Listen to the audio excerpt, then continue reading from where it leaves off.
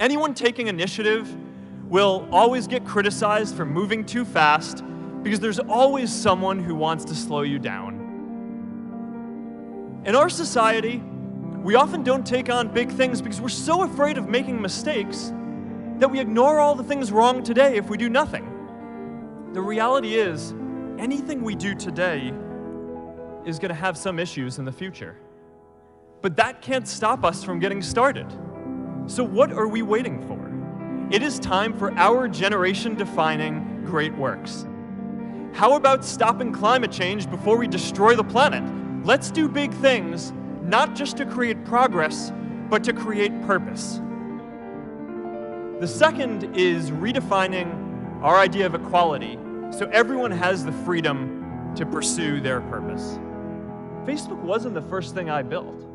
I also built chat systems and games, study tools and music players, and I'm not alone. J.K. Rowling got rejected 12 times before she finally wrote and published Harry Potter.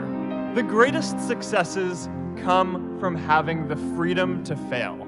I know a lot of entrepreneurs, and I don't know a single person who gave up on starting a business because they were worried they might not make enough money. But I know too many people who haven't had the chance to pursue their dreams because they didn't have a cushion to fall back on if they failed.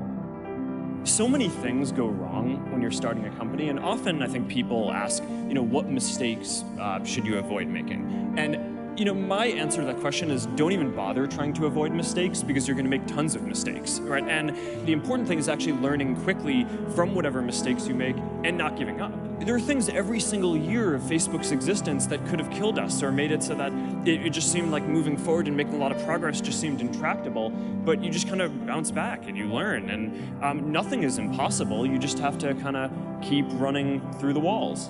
It's just kind of hard. You need to be pretty headstrong about it, right? There are going to be all these challenges that come up, and I think the main thing that you need to do is just not give up, right? And kind of know what you want to do. And the best entrepreneurs who I've met don't really start companies because their goal is to build a company. They do it because they want to make a change in the world and help people. And I think if you kind of stay true to that, and if you just focus on kind of powering through no matter what the challenges are that will inevitably come up in your path, then you'll find that there are lots of tools that are available and a lot of people who will help you build what you're building. The third way we can create a sense of purpose for everyone is by building community. We understand that the great arc of human history bends towards people coming together in ever greater numbers, from tribes to cities to nations, to achieve things that we could not on our own. We get that our greatest opportunities are now global.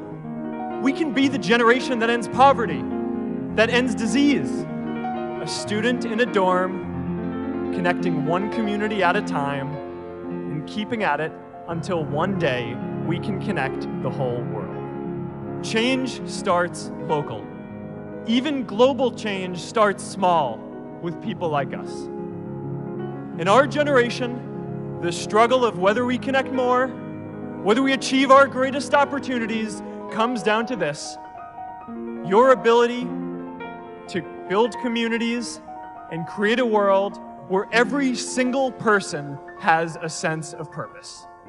I'm reminded of a prayer, Misha Berach, that I say whenever I face a big challenge, that I sing to my daughter, thinking of her future when I tuck her in at night.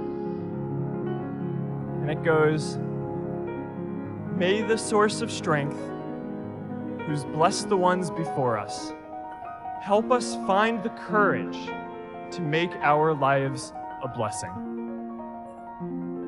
I hope you find the courage to make your life a blessing.